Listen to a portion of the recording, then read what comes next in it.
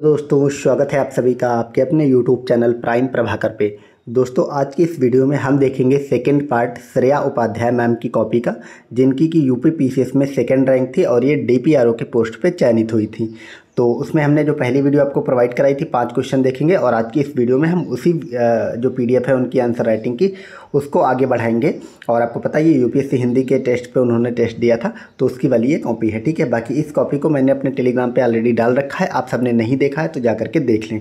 तो चलिए वीडियो की शुरुआत करते हैं। ठीक है, इसमें जो आज का हमारा पहला प्रश्न है वो है कि यद्यपि वैश्वीकरण ने भारतीय संस्कृति को समृद्ध किया, तथापि इसने 21वीं सदी में विद्यमान चुनौतियों को और भी तीक्ष्ण बना दिया है। उपर्युक्त उदाहरणों के साथ आकलन करना है। तो अब उपर्युक्त उदाहरण दे देकर आपको आकलन करना है। क्या आकलन करना है, क्वेश्चन को समझना सबसे पहले ज़रूरी है कि जो वैश्वीकरण है उसने भारतीय संस्कृति को समृद्ध बनाया है, तथापि उसने 21वीं सदी में विद्यमान चुनौतियों को भी और तीक्ष्ण बना दिया है। ठीक है, तो इन सब बातों को आपको उदाहरण के साथ आकलन करना है। तो सबसे पहले इन्होंने क्या किया, इंट्रो देखिए। मैंने आपको ऑलरेडी बताया है सारी चीज़ें, शुरुआत के आपने वीडियोस देखे होंगे अगर, तो मैंने आपको लगभग 20-21 वीडियोस प्रोवाइड कराए हैं यूपी पीसीएस मेंस हिंदी के लिए, मेंस आंसर राइटिंग के लिए। उसमें मैंने प्लेलिस्ट बना दी है, लिंक डिस्क्रिप्शन में है। अगर प्रीवियस वीडियो नहीं देखे हैं तो वो भी देख लें। मैंने कंप्लीट जीएस 1 से लेकर 4 तक के टॉपर्स की कॉपी के माध्यम से आंसर राइटिंग कराई है और ये हमारा मिसलानियस वाले आंसर वगैरह चल रहे हैं। ठीक है, तो अब आपको पता है ये 120 शब्द और 8 प्रश्न वाला क्वेश्चन है। और इसमें क्या होता है कि आपको 15 से 20 शब्दों में बहुत ही सटीक इंट्रो और लास्ट में कंक्लूजन करना होता है। अब इन्होंने वैश्वीकरण को दिखाया है। ठीक है, वैश्वीकरण क्या है? वैश्वीकरण आर्थिक, सामाजिक एवं राजनीतिक तथा सांस्कृतिक मिश्रण की एक प्रक्रिया है जो वस्तुओं, सेवाओं तथा व्यक्तियों के साथ पूरे भूमंडल को एकीकृत करती है। देखिए, एक शब्द आता है करण, तो जहाँ पे भी करण लग जाए, ठीक है, वो हमेशा प्रक्रिया होती है। ये चीज़ आप याद रखें, वो कोई ना कोई सिद्धांत नहीं होता। बहुत कई बार लोग आंसर करने में बहुत मतलब फैक्चुअल इन्फॉर्मेशन जो है वो गलत कर देते हैं। वो लिख देते हैं वैश्वीकरण एक सिद्धांत है, या फिर वैश्वीकरण एक मतलब प्रक्रिया न लिख करके कुछ और लिख देंगे, धारणा अवधारणा लिख देंगे। अवधारणा वगैरह नहीं होती, किसी भी वर्ड के पीछे अगर करण लगा होता है तो वो एक प्रक्रिया ही होती है। ठीक है, तो इस चीज़ को आप याद रखेंगे। तो इन्होंने वैश्वीकरण की परिभाषा बता दी 20 शब्दों में। अब वैश्वीकरण की समृद्धता के तत्व, क्योंकि ये भी बताया है आपको कि वैश्वीकरण ने भारतीय संस्कृति को कैसे समृद्ध किया है। उसके बाद बताया कि इसमें चुनौतियाँ और तीक्ष्ण कैसे हो गई हैं। ठीक है, अब ये देखिए कितना बढ़िया इन्होंने डायग्राम बना करके दिखा दिया कि वैश्वीकरण के क्या क्या प्रभाव हैं, समृद्धता के तत्व क्या क्या हो सकते हैं। ठीक है, तो नंबर 1 भाषा का प्रभाव इन्होंने दिखाया। ठीक है, आप लोग इसी तरह से चीज़ों को इन जो पॉइंट्स हैं इनको आप लोग अपनी कॉपी में, जो मैंने बताया मेंस की कॉपी बनाई उसमें नोट डाउन करते चले कि वैश्वीकरण के प्रभाव अगर समृद्ध करने में यानी कि पॉजिटिव वाले लिखने आएंगे तो आप ऐसे बना के अपनी कॉपी में इस तरह से बना ले तो छोटा छोटा नोट्स बन जाएगा। ठीक है, और एग्जाम्पल्स अगर आपको आ रहा है तो ठीक, नहीं आ रहा तो एक एरो दे करके आप एग्जाम्पल भी लिख लें।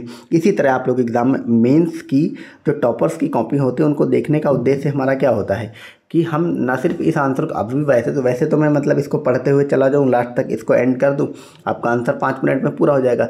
लेकिन आपको इसका मतलब अभी ये इनपुट मैं दे रहा हूँ आपको, लेकिन आपके एग्ज़ाम में इसका आउटपुट कैसे निकल करके आएगा, जब मैं जो चीज़ें बता रहा हूँ उसको आप फॉलो करेंगे। वरना आप आंसर देख लेंगे, लास्ट में लिखने को आएगा तो आप लिख नहीं पाएंगे, भूल जाएंगे। ठीक है, तो चलिए अब देखते हैं इन्होंने क्या क्या लिखा। भाषा के अगर स्तर पर देखें तो हिंदी, अंग्रेजी के साथ जर्मन, फ्रेंच आदि को स्कूल में पढ़ाना। तो आपको पता है अब हमारे वहाँ ग्रेजुएशन और पोस्ट ग्रेजुएशन या फिर डिप्लोमा के लेवल पे कॉलेजेस में कोर्स चलते हैं, कोई जर्मन, कोई रसियन, कोई फ्रेंच सीख रहा होता है। ठीक है, सांस्कृतिक प्रभाव देखें तो प्राचीन परंपरा को विश्व विख्यात बनाया गया, जैसे योग, आयुष, ये पूरी दुनिया में फैल रहे हैं। भोजन की बात करें तो भारतीय खान पान का वैश्विक फूड कल्चर से जुड़ाव हो गया, जैसे केएफसी द्वारा मांसाहारी व शाकाहारी दोनों व्यंजनों को बनाना, मैकडोनाल्ड की बर्गर की आलू टिक्की, तो ये सब वैश्विक ब्रांड हैं जो कि अब एक दूसरे से मिलते जा रहे हैं, भारत में आ गए। जीवन स्तर की अगर बात करें तो ईज ऑफ लिविंग को बढ़ावा देने के लिए स्मार्ट सिटी एवं स्मार्ट गाँव का निर्माण किया जा रहा है, तो ये कहीं ना कहीं वैश्विक अवधारणाएं ही हैं। जागरूकता की बात करें तो तर्कवादी दृष्टिकोण अब भारत में विकसित हो रहा है। वैश्विक जुड़ाव की बात करें तो विदेशों में दीपावली मनाई जा रही है, छठ आदि को मनाया जा रहा है। यूएस में आपको पता है व्हाइट हाउस में दिवाली मनाई जा रही है, छठ बड़े लेवल पर मनाया जा रहा है। ठीक है, अब अगला है 21वीं सदी में विद्यमान चुनौतियों को निम्नलिखित प्रकार से तीक्ष्ण बना दिया। अब 21वीं सदी में ये जो वैश्वीकरण है इसकी चुनौतियां कैसे तीक्ष्ण बन गई अगर हम उसको देखें तो नंबर 1 सामाजिक संरचना अगर देखें तो एकल परिवार में वृद्धि हुई है। तो ये कहीं ना कहीं प्रॉब्लम है कि हमारे वहाँ जो जॉइंट फैमिलीज होती तो उनका जो स्ट्रक्चर था वो टूट रहा है, तो एकल परिवार में वृद्धि हुई है। शहरीकरण एवं मलिन बस्तियों का निर्माण ज़्यादा होने लगा है, सामाजिक सुरक्षा का दायरा सीमित हो गया है, उपभोक्तावाद की जीवन शैली जो है उसने अपराधों को जन्म दिया है, जैसे हत्या, साइबर अपराध, उत्पीड़न आदि। ये हो गए हमारे सामाजिक संरचना में जो मतलब चुनौतियां उभर करके आई हैं। अगर आर्थिक संरचना में देखें तो बहुराष्ट्रीय कंपनियों का आगमन हुआ, जिससे ऑटोमेशन जनित बेरोजगारी में वृद्धि हो गई। क्योंकि ऑटोमेशन आ गया, आप इसको एआई वगैरह से भी रिलेट कर सकते हैं। कौशल प्रशिक्षण की कमी आई है पीएलएफएस रिपोर्ट के अनुसार, ठीक है। भारत में कौशल श्रम 8% है, जबकि जापान में 90% है। तो ये रिपोर्ट्स वगैरह कोट करेंगे तो अच्छा नंबर मिलेगा। फिर जीवन स्तर व शैली में भी परिवर्तन हुआ है, जैसे युवाओं का जो पत्र कल्चर की ओर आकर्षण, ठीक है। ये पत्र नहीं, पब कल्चर है। तो पब कल्चर आपको पता है जीवन शैली में जो ये चुनौतियाँ, ये सब भाई पब कल्चर बहुत बढ़ गया है। तलाक, लिव इन रिलेशनशिप आदि पारिवारिक मूल्यों को क्षति पहुंचा रहे हैं। तो ये आप इसके समर्थन या विरोध में नहीं लिख रहे हैं, आप क्या क्या चीज़ें हो रही उसको यहाँ पे दिखा रहे हैं। अंग्रेजी का प्रभुत्व लगातार बढ़ता जा रहा है, मधुमेह, अवसाद और मानसिक तनाव की बीमारियाँ भी बढ़ी हैं। तो ये सब आप जीवन शैली में परिवर्तन, आर्थिक उद्देश्य, सामाजिक संरचना, अब आप देख रहे हैं कि वैश्वीकरण एक बड़ा टॉपिक है। अक्सर इससे सवाल आते रहते हैं, यहाँ के तक कि ऐसे भी इससे रिलेटेड आते हैं। ये सारे पॉइंट्स आपके एग्जाम में अगर आप नोट्स बना के एक पन्ने में रखेंगे तो वैश्वीकरण कभी भी आएगा, कहीं पे भी आएगा, आप इन पॉइंट्स को लिख सकते हैं। अब महिलाओं को, अगले पॉइंट्स हमारे हैं कि महिलाओं को कार्य क्षेत्र में यौन उत्पीड़न, ग्लास सीलिंग आदि चुनौतियों का सामना करना पड़ रहा है, ठीक है। तो ये इन्होंने इतनी सारी पॉइंट्स बता दिए। अब कंक्लूजन और वे फॉरवर्ड कंक्लूजन करके इस आंसर को समाप्त कर दिया। तो कंक्लूजन इनका क्या है कि उपर्युक्त कथनों से स्पष्ट है कि वैश्वीकरण ने भारतीय संस्कृति को कई आयामों से प्रभावित किया है। कल्याणकारी राज्य होने के नाते भारत को जागरूकता, समन्वयवादिता, कठोर कानून आदि के द्वारा राष्ट्र को प्रगतिशील एवं समावेशी बनाया जा सकेगा। तो ये इन्होंने मतलब वे फॉरवर्ड कंक्लूजन दे दिया, ठीक है। अब चलते हैं आज के अगले क्वेश्चन पे। आज का जो हमारा अगला क्वेश्चन है वो है सूचना का अधिकार अधिनियम 2005 में किए गए हालिया संशोधन सूचना आयोग की स्वायत्तता तथा स्वतंत्रता पर गंभीर प्रभाव डालेंगे, चर्चा करना है आपको। तो जो आपका राइट टू इन्फॉर्मेशन है उस पर क्वेश्चन लिखना, ये GS 2 का प्रश्न है, ठीक है। हालांकि ये एथिक्स में भी आ सकता है, लेकिन ये मेनली हम इसको GS 1 में मान करके चलेंगे, ठीक है। अब इन्होंने इंट्रो में लिख दिया सूचना के अधिकार के बारे में कि सुशासन, पारदर्शी उत्तरदायित्व एवं नागरिकों के प्रति जवाबदेहिता सुनिश्चित करने के लिए सूचना का अधिकार अधिनियम 2005 पारित किया गया, ठीक है। फिर अगला लिखा कि वर्ष 2019 में सूचना का अधिकार संशोधन अधिनियम भी पारित किया गया, जो सूचना आयोग की स्वतंत्रता पर गंभीर प्रभाव डालते हैं। जो संशोधन निम्नवत हैं। तो ये उस समय करंट में इस टाइप की न्यूज़ होता तो पूछा जाता है। 2019 में इसमें बदलाव किया गया था, और इसमें आपको पता है कि जब बदलाव हुआ था तो सूचना जो आयुक्त है उसके जो नियुक्ति प्रक्रिया थी उसको गवर्नमेंट ने कहीं ना कहीं अपने पक्ष में कर लिया था कि गवर्नमेंट ही उनकी नियुक्ति करेगी, और जब गवर्नमेंट के लोग ही इसकी नियुक्ति करेंगे तो गवर्नमुक्त के अगेंस्ट अगर कुछ होगा तो कैसे निष्पक्ष रह पाएगी, ठीक है। अब इसमें संशोधन आपको बताने, तो इसमें देखो क्या क्या संशोधन हुए थे। नंबर 1, मुख्य सूचना आयुक्त एवं अन्य सूचना आयुक्त की पदावधि को कैग द्वारा निर्धारित किया जाएगा, ठीक है। फिर अगला है, कैग नहीं, केंद्र द्वारा निर्धारित किया जाएगा। इसमें वेतन भत्ते, सेवा भत्ते आदि संबंध में निर्णय भी केंद्र सरकार लेगी। हालांकि केंद्र सरकार का तर्क है कि ये प्रावधान सूचना का अधिकार अधिनियम 2005 की कमियों को दूर करते हैं, ठीक है। तो इन्होंने एक लाइन में भी बता दिया कि केंद्र ने इसके पीछे क्या तर्क दिए। किंतु ये प्रावधान सूचना आयोग की स्वतंत्रता को प्रभावित करते हैं। इससे उत्पन्न होने वाली चुनौतियाँ क्या क्या हैं वो उसको देखते हैं। नंबर 1, सूचना आयोग का अपने हितों के लिए प्रयोग करना, पारदर्शी व निष्पक्ष सूचना प्रदायगी प्रभावित होगी। सरकार का अत्यधिक हस्तक्षेप RTI 2005 की मूल आदर्शों के विपरीत होगा। तो ये तीन इसमें कमियां या आलोचना ये सब लिख सकते हैं, ठीक, चुनौतियां। अब इसका इन्होंने कंक्लूजन कर दिया वे फॉरवर्ड करते हुए कि उपर्युक्त कथनों के आधार पर यह कहा जा सकता है कि संशोधन से जुड़ी चुनौतियों को द्वितीय प्रशासनिक सुधार आयोग, ठीक है, ये सब जरूर आपको सेकेंड ARC जो है कि संस्तुतियों के माध्यम से दूर किया जाना चाहिए ताकि संवैधानिक आदर्शों का संरक्षण किया जा सके, ठीक है। बहुत साधारण सा 120 शब्दों में छोटा सा आंसर, और सारे पॉइंट्स को समाहित करते हुए ये आंसर इन्होंने लिख दिया। आज का अगला क्वेश्चन कि भारत में सामाजिक न्याय के उद्देश्यों को पूरा करने के लिए एक साधन के रूप में आरक्षण नीति विकसित करने में 103वें संविधान संशोधन अधिनियम की प्रासंगिकता का समालोचनात्मक परीक्षण करना है, ठीक है। तो 103वां संविधान संशोधन के बारे में आपको बताना है। ये 103वां वही वाला था जो EWS को 10% आर्थिक आधार पर आरक्षण दिया गया। तो सबसे पहले देखते हैं इंट्रो इन्होंने क्या लिखा कि भारतीय संविधान की प्रस्तावना में वर्णित सामाजिक न्याय का तात्पर्य ऐसे न्यायपूर्ण शासन की स्थापना से है जिसमें विषमताएं न्यूनतम एवं समावेशी। अब इन्होंने कितना बढ़िया लिखा, सामाजिक न्याय की परिभाषा इन्होंने लिखी भारतीय संविधान को मतलब आत्मसात करते हुए संविधान के माध्यम से, ठीक है। अब कहीं पे भी आपको जब भी सामाजिक न्याय की बात आए तो आप इस परिभाषा को अपनी कॉपी में लिखिए और इसको लिख के आइए, क्योंकि इन्होंने इसमें अच्छे अच्छे वर्ड्स यूज किए, कीवर्ड्स, जो कि आपके नंबर बढ़ाते हैं। जैसे भारतीय संविधान की प्रस्तावना में वर्णित सामाजिक न्याय का तात्पर्य ऐसे न्यायपूर्ण समाज की स्थापना से है जिसमें विषमताएं न्यूनतम हो और समावेशी हो। ठीक है, कितना बढ़िया बात इन्होंने लिखी। अब आरक्षण का प्रावधान सामाजिक न्याय से जुड़ा हुआ है। नंबर 1 बात, जो समतावाद का पालन एक अतिरिक्त रियायत के माध्यम से करता है। ठीक है, तो आरक्षण क्या है? आरक्षण जो है वो एक सामाजिक न्याय की अवधारणा से जुड़ा है और ये समतावाद का पालन एक अतिरिक्त रियायत के माध्यम से करता है। इसी परिप्रेक्ष्य में आर्थिक रूप से कमजोर वर्गों के लिए 103वें संविधान संशोधन द्वारा शैक्षणिक संस्थानों एवं लोक नियोजन, ठीक है, शैक्षणिक संस्थान जो हैं और लोक नियोजन यानी कि जो सरकारी नौकरियां, उसमें 10% का आरक्षण पारित किया गया। अब इसकी प्रासंगिकता आपको बतानी है और इसका समालोचनात्मक परीक्षण करना है, यानी कि आपको आलोचना भी दिखानी है। तो सबसे पहले हम प्रासंगिकता देखेंगे। राम सिंह बनाम भारत संघ 2015 में न्यायालय ने कहा कि सामाजिक रूप से पिछड़ेपन की स्थिति जाति की अवधारणा से परे भी हो सकती है। अब इन्होंने, देखो कितना बढ़िया होता है कि जब आप किसी चीज़ की प्रासंगिकता दिखाएं और किसी चीज़ को वैध ठहराने का प्रयास करें, तो आपके पास अगर सुप्रीम कोर्ट का कोई वर्डिक्ट है, कोई केस है, तो उसका रेफरेंस दें। वो रेफरेंस देंगे आप तो आपका आंसर ऑथेंटिक माना जाएगा। तो इसको आप लोग लिख लें। जब भी आरक्षण की, खासकर आर्थिक आधार पर आरक्षण के पक्ष में आपको लिखना होगा तो आप ये इस वाले केस का जिक्र जरूर करेंगे। कौन सा केस? राम सिंह बनाम भारत संघ 2015। और इसमें क्या कहा सुप्रीम कोर्ट ने कि सामाजिक रूप से पिछड़ेपन की स्थिति जाति की अवधारणा से परे भी हो सकती है। ठीक है, नंबर 2 पॉइंट है, समाज के एक बड़े तबके इसका लाभ उठाकर व्यक्तिगत विकास के साथ सामाजिक विकास में महत्वपूर्ण भूमिका निभाते हैं। दूसरा, एम नागराज में समानता को संविधान की मूल संरचना का अंग माना गया, ऐसे में आर्थिक समानता महत्वपूर्ण है। तो एम नागराज केस में क्या हुआ था कि समानता जो है उसको संविधान की मूल संरचना का अंग माना गया था। अब चुनौतियां आपको बतानी है, यानी कि आपको समालोचनात्मक परीक्षण करना। चुनौतियों में नंबर 1 क्या है कि सामाजिक विकास का एकमात्र साधन आरक्षण नहीं है। नंबर 1 बात, भारत में सिर्फ सामाजिक एवं शैक्षणिक आधार को पिछड़ेपन का आधार माना गया। अब ये इन्होंने 2 चुनौतियां बता के अब निष्कर्ष कर दिया कि निष्कर्षतः यह कहा जा सकता है कि आर्थिक आधार पर आरक्षण संविधान के आदर्शों के अनुरूप है, जिसके माध्यम से समावेशी विकास के लक्ष्य को प्राप्त किया जा सकेगा। तो ये आंसर इन्होंने अब समाप्त कर दिया। अगला आंसर है हमारा, अभी हम आ गए हैं GS 3 पे। ठीक है, GS 3 के मतलब क्वेश्चन पे आनुवांशिक रूप से संशोधित फसलों के लाभ बताते हुए इसके संदर्भ में प्राप्त चिंताओं पर विचार करना है आपको। तो जो आनुवांशिक रूप से संशोधित फसलें हैं, मॉडिफाइड फसलें होती हैं, ठीक है, उसके बारे में चिंताएं बतानी है और उसके लाभ भी बताना। ठीक है, अब इन्होंने इंट्रो क्या लिखा है इसका कि आनुवांशिक रूप से संशोधित फसलें वह हैं जिनके DNA में आनुवांशिक इंजीनियरिंग के माध्यम से परिवर्तन किया जाता है ताकि उनमें लक्षित गुणों का समावेशन किया जा सके। उदाहरण के लिए BT कपास, BT बैगन आदि। ठीक है, तो आनुवांशिक रूप से संशोधित फसलें क्या होती है उसको इन्होंने बताया कि अपने इंट्रो में।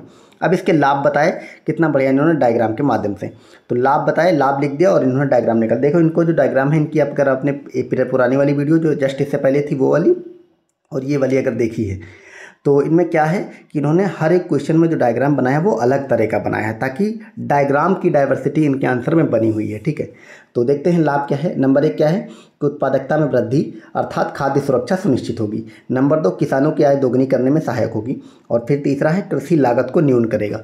चौथा है सूखा सहिष्णु एवं चरम मौसमी घटनाओं वाले क्षेत्रों में भी उत्पादन बढ़ेगा। कितना बढ़िया इन्होंने पॉइंट्स लिखे। कीटों के विरुद्ध प्रतिरोधकता बढ़ेगी, पोषण की संधारणीय प्रयोग होगा, पर्यावरण अनुकूल होगा और नो रिलेज वाला। ठीक है, नो टिलेज। तो ये इन्होंने 8 लाभ दिखा दिए इतने छोटे से जगह पे। फिर अगला है वर्तमान में भारत में BT कॉटन की ही व्यावसायिक अनुमति। तो भारत में वर्तमान में सिर्फ और सिर्फ BT कॉटन को ही व्यावसायिक अनुमति मिली हुई है क्योंकि ऐसी फसलों के से संबंधित कई चुनौतियां हैं जो निम्नलिखित, क्योंकि बाकी फसलों को इसलिए नहीं दिया गया है क्योंकि इसकी बहुत सारी चुनौतियां हैं। नंबर 1 चुनौतियां क्या है देखते हैं। नंबर 1 है अवैध कृषि। डाउन टू अर्थ पत्रिका में GM बैगन तथा GM सोयाबीन की अवैध खेती की चर्चा की गई। तो डाउन टू अर्थ पत्रिका में इस पर चर्चा की गई होगी तो इन्होंने इसका कोटेशन मतलब उसको कोट कर दिया। अवैध खेती इसकी होगी बहुत तरह से। पारंपरिक खेती को नुकसान होगा। संकर बीजों द्वारा कृत्रिम खेती और जो उत्पादन है उसको नुकसान होगा। नंबर 3, लागत जो है वो इसकी महंगी हो जाएगी। ठीक है, तो टर्मिनेट तकनीकी आधारित बीज का प्रयोग केवल एक बार ही किया जा सकता है। कंपनी का हित यानी कि बहुराष्ट्रीय कंपनियों का एक अधिकार होने की संभावना बढ़ जाएगी। तो इसमें जिसके पास ज़्यादा पैसा होगा और जो बड़ी बड़ी कंपनियां हैं और जो इसका बीज जो होगा मॉडिफाइड वाला वो खरीद पाएंगे, उन्हीं का एक अधिकार होगा। मोनोपोली एग्रीकल्चर में भी आ जाएगी, ठीक है। कहीं ना कहीं ये जो है एग्रीकल्चर में भी एक तरह का पूंजीवाद बढ़ जाएगा, ठीक है। तो जो छोटे किसान हैं हमारे, बहुत छोटे जोत वाले, उनका नुकसान होने की ज़्यादा संभावना है। फिर अगला है स्वास्थ्य एवं पर्यावरणीय जोखिम बढ़ेगा, यानी कि वर्तमान में जीएम फसलों के व्यापक अनुसंधान व अनुप्रयोग नहीं है। कीटों द्वारा प्रतिरोधक क्षमता विकसित करने पर फसलों की क्षति हो जाएगी, ठीक है। तो ये इन्होंने इसका नुकसान बताया। अब इन्होंने वे फॉरवर्ड कंक्लूजन कर दिया। क्या कंक्लूजन किया? कहता है स्पष्ट है कि खाद्य एवं पोषक तत्वों की दृष्टि से जीएम फसलें महत्वपूर्ण है। इससे जुड़ी चिंताओं से निपटने के लिए FSSAI द्वारा जीएम उत्पादों की पहचान एवं जैव सुरक्षा पर कार्टिजिना प्रोटोकॉल का पालन किया जाए। तो कार्टिजिना प्रोटोकॉल आपको पता है, इन्हीं बायोडाइवर्सिटी से रिलेटेड है और ये जीएम फसलों के लिए बहुत सारी बातें उसमें लिखी गई हैं। तो इन्होंने कार्टिजिना प्रोटोकॉल का जिक्र करते हुए अपना इंट्रो लिख दिया। इससे जाहिर ये सब जब आप टर्म यूज करते हैं तो अपने आंसर में, तो क्या होता है, आपके आंसर्स को मतलब एक तरह की वैधता मिल जाती है, ठीक है, वैध हो जाता है आपका आंसर। तो ये ज़्यादा मतलब बड़ी बात होती है, ठीक है। आपका आंसर ऑथेंटिक लगना चाहिए, तो उसी से आपको नंबर मिलता है, ठीक है। अब हम चलते हैं अगले क्वेश्चन की तरफ और आज के इस वीडियो का अंतिम और 5वां सवाल। तो इसमें हमारा क्वेश्चन क्या है कि भूमि सुधार नीति के कार्यान्वयन तथा उपलब्धियों का समालोचनात्मक परीक्षण करें। तो भूमि सुधार वाला, इसको आप GS 1 में भी रख सकते हो और 3 में भी रख सकते हैं। अब इन्होंने इंट्रो देखो क्या लिखा कि भूमि सुधार का तात्पर्य भूमि का न्याय संगत वितरण है। भूमि सुधार नीति के कार्यान्वयन तथा उपलब्धियों को निम्नलिखित रूपों से देखा जा सकता है। तो भूमि सुधार, सबसे पहले इसका तात्पर्य क्या है इन्होंने बताया इंट्रो में। इस तरह से आप देख ही पा रहे हैं, आप अगर आंसर देखें तो कितना साफ साफ चीज़ों को लिखा गया। और ऐसा आंसर अगर आप लिख करके आते हैं, सारे आंसर लिखते हैं, तो आपका सिलेक्शन तो छोड़िए, आप टॉप लिस्ट में आएंगे ऊपर, ठीक है। तो इसीलिए मैंने आपको इतनी ज़्यादा टॉपर्स कॉपियाँ सब करा दी। आपको कुछ ना कुछ अलग ज़रूर लग रहा होगा। आप सारे जो मैंने आपको ऑलरेडी 20-21 वीडियोस प्रोवाइड करा दिए हैं, उसका लिंक दिया गया, वो सब वीडियोस ज़रूर देखें। बाकी सारे भी टॉपर्स हैं, अलग अलग मैंने मतलब 20-20 क्वेश्चन कराए हैं एक एक टॉपर्स के, ठीक है। तो अच्छे से उसको देखें ताकि आपको एक समझ पाएँ आपको आंसर राइटिंग कैसे करना है, ठीक है। तो अगला है, अब इसमें क्या बताना है, इसका कार्यान्वयन भूमि सुधार का। तो इसको कई चरणों में लागू किया गया। प्रथम चरण 1950 से 72 तक रहा। इसमें बिचौलियों का उन्मूलन किया गया, जमींदारी प्रथा उन्मूलन हुआ। दूसरा चरण 1972 से 84 तक रहा। इसमें भूमि का पुनर्वितरण हुआ और गैर कृषि जो भूमि है उसको कृषि योग्य बनाया गया। तीसरा चरण 1985 से 95 तक रहा। इसमें जल व मृदा संरक्षण पर बल दिया गया। चतुर्थ चरण 1995 से बाद का अब तक है, ठीक है। इसमें भूमि कानून तथा भू राजस्व प्रशासन में सुधार किया गया।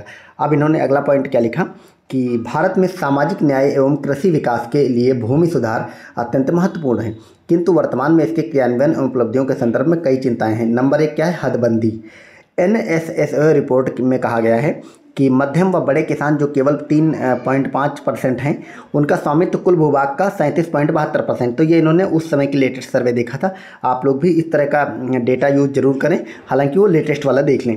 संघवाद की बात करें तो भूमि जो है वो राज्य सूची का विषय है, अतः केंद्र के कानून लागू करने में इसमें जटिलता आती है, ठीक है।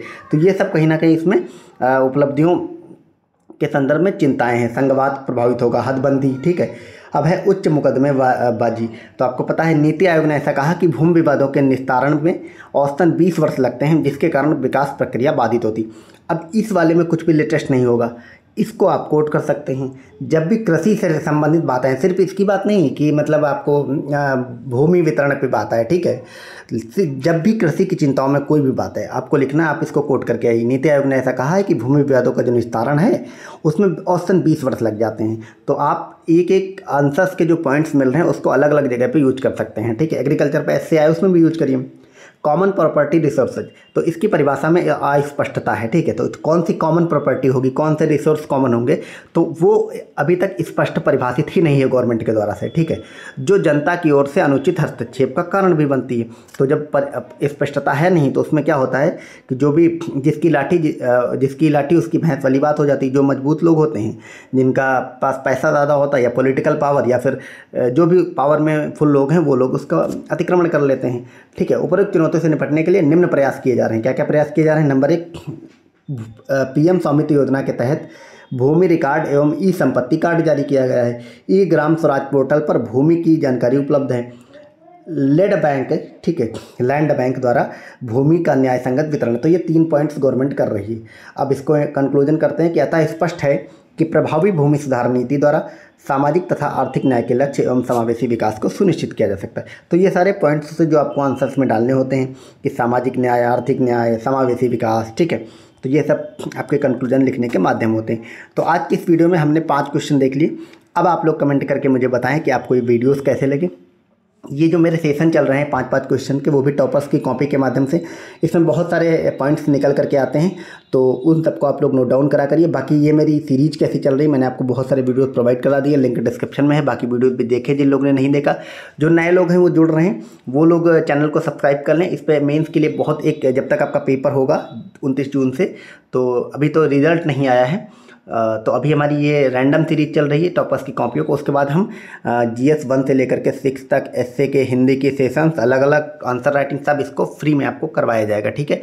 तो बाकी रिजल्ट जब आएगा तो हम देखेंगे कितने लोग क्या कैसे दे रहे हैं। बाकी टेलीग्राम का लिंक भी जुड़ जाए, वहाँ पे ऑलरेडी मैंने कम से कम 17 से 18 टॉपर्स की कॉपियाँ ऑलरेडी डाल रखी हैं, ठीक है। उसके अलावा भी आपको जैसे एथिक्स के एग्जाम्पल, जो भी समाज में घट रही कोई घटना जो आप अपने आंसर में कोट कर सकते, एग्जाम्पल वगैरह सब चीज़ें उस पर दिया जाता रहता है बीच बीच में, तो आप उसको भी नोट डाउन कर सकते हैं। तो टेलीग्राम से जुड़ जाएं जा करके। अब मिलते हैं हम इसके अगले पार्ट्स में, जो हम यहाँ से क्वेश्चन कुछ बचे हुए हैं उसको देखेंगे, ठीक है। मिलते हैं नेक्स्ट वीडियो में। Thank you so much.